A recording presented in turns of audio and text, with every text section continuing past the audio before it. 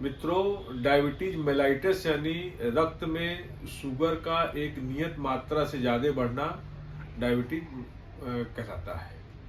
मित्रों, डायबिटीज दो प्रकार का होता है, टाइप 1 टाइप 2।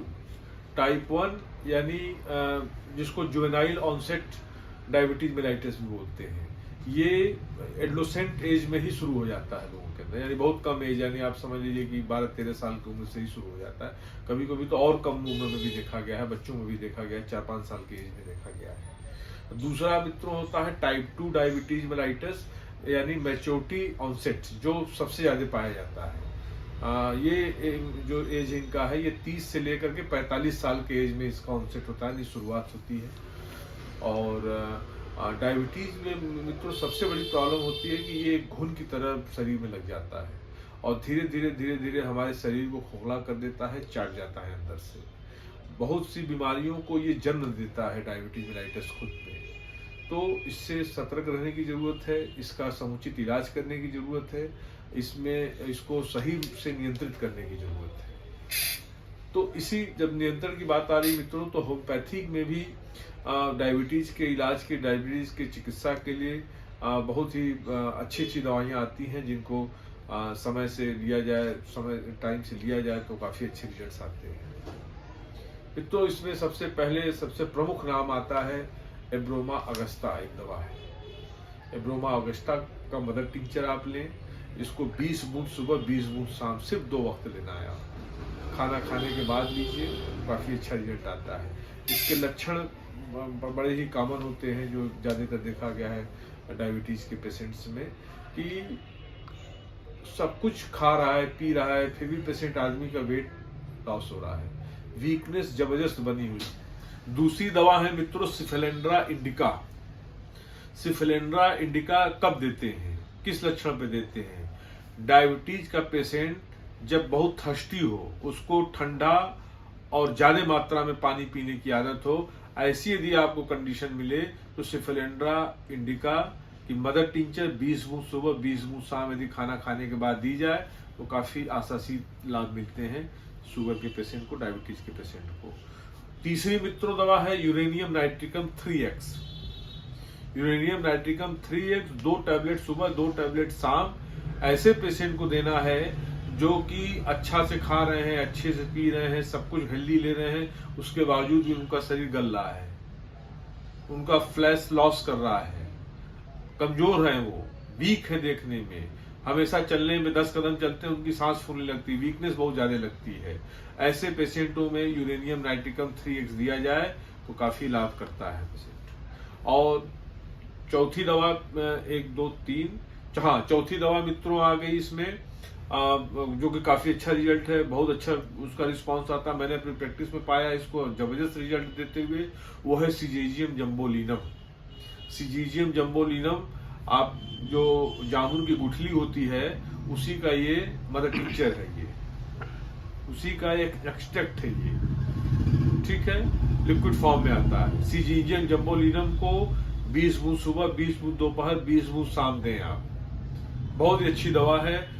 मतलब आप ये समझें कि डायबिटीज का, शुगर का पेशेंट हो, साथ में उसको कहीं अल्सर बन रहा हो, उसमें तो और जबरदस्त इसका इंडिकेशन होता है।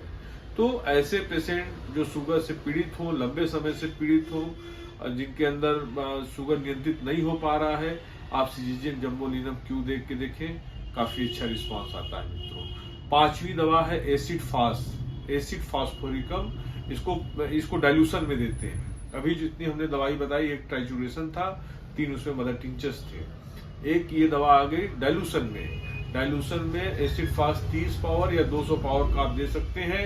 इनको 5 बूंद 24 घंटा में एक बार दिया जाता है। ऐसे पेशेंट जो मानसिक शारीरिक रूप से कमजोर हो, वीक हो, जिनकी आई साइट वीक हो रही है शुगर की वजह से, ऐसे पेशेंट्स को एसिड फास्ट 200 में दिया जाए तो काफी आशातीत लाभ आता है मित्रों, मैंने अपनी प्रैक्टिस में कुछ दवाइयां जबरदस्त पाई है जो शुगर यानी डायबिटीज पेशेंट को दी जाए तो अच्छा काम करता है। मैं जब देता हूं तो मैं सिफेलेंड्रा, एब्रोमा अगस्ता और सिजेजियम जम्बोलिन तीनों की बराबर मात्रा मिला करके देता हूं और इसको 25-25 बूंद सुबह दोपहर शाम पीने के लिए देता हूं। साथ में एक मैं कॉन्स्टिट्यूशनल मेडिसिन देता हूँ। पेशेंट से केस टेकिंग करता हूँ, उसके आधार पर जो दवाइयाँ निकल के आती हैं वो एक होम्योपैथिक पद्धति है केस ये कॉन्स्टिट्यूशनल दवा देना, उसके आधार पर मैं देता हूँ। और मैंने मैक्सिमम केस अपनी प्रैक्टिस में ठीक किया है। और अच्छे ये तो हो गई कि शुगर क्या है, डायबिटीज मेलाइटिस क्या है, साथ में उसकी कुछ होम्योपैथिक दवाई हमने बताई जो लक्षणों के आधार पर दिया जा सकता है और उससे लाभ मिलने की संभावना रहती है। तीसरा मित्रों, जो सबसे इम्पोर्टेंट बात है कि शुगर को नियंत्रित कैसे करने के लिए हमने आपको कुछ दवाइयाँ बताई हैं, साथ में हमने ये बताया क्या है। लेकिन उससे भी एक इम्पॉर्टेंट बहुत चीज़ है कि आपको शुगर नियंत्रित करने में जो काफ़ी मददगार साबित होती है वो होती है समुचित एक्सरसाइज का करना, प्राणायाम योगासन का करना, क्योंकि शुगर में उसकी भी बहुत आवश्यकता होती है दवाइयों के साथ साथ। तो दवाइयाँ तो ले ही आप, लेकिन आपको सुबह कम से कम आधा घंटा 45 मिनट पैदल चलना चाहिए, ब्रिस्क वॉक करनी चाहिए यानी तेजी से चलना चाहिए। भोजन पे नियंत्रण करना चाहिए आपको, वैसे भोजन न खाएं जिससे शुगर बढ़ने की संभावना रहती है। कार्बोहाइड्रेट रिच फूड नहीं खाना है, मिठाइयाँ नहीं खानी है आपको, फैट जिसमें ज़्यादा हो वो नहीं खाना है, क्योंकि उससे भी तमाम तरह की समस्या आने लगती है डायबिटिक पेशेंट्स में, क्योंकि ऑलरेडी उनके अंदर इंसुलिन कम बनता है या नहीं बनता है तो समस्या रहती है, जिसकी वजह से वो कार्बोहाइड्रेट साइकिल और फैट साइकिल डिस्टर्ब हो जाती है। दूसरा सबसे इम्पोर्टेंट ये है कि प्राणायाम आपको बहुत ज़रूरी है करना, योगासन बहुत ज़रूरी करना, अनुलोम विलोम हो गया या इस तरह की तमाम जो शुगर को नियंत्रित करने के लिए योगासन होते हैं उनको आप समझें, देखें और करें, उससे भी लाभ मिलता है मित्रों। तो कहने का मतलब ये है कि शुगर नियंत्रित हो सकता है, शुगर अच्छे से उसका इलाज की संभावनाएं रहती हैं, बशर्ते आप समय से दवाइयाँ खाएं, समय से एक्सरसाइज करें, समय से योगासन प्राणायाम करें, तो आपको लाभ मिलने की संभावना बहुत ज़्यादा होती है। मित्रों, यदि आपको ये वीडियो अच्छा लगा हो, बढ़िया लगा हो तो लाइक और सब्सक्राइब करें, जिससे हमें प्रोत्साहन मिलता है। हम अच्छी वीडियो, अच्छे इंफॉर्मेशन हेल्थ संबंधित आपको देते रहते हैं। धन्यवाद। आपका दोस्त डॉक्टर मिथिलेश त्रिपाठी।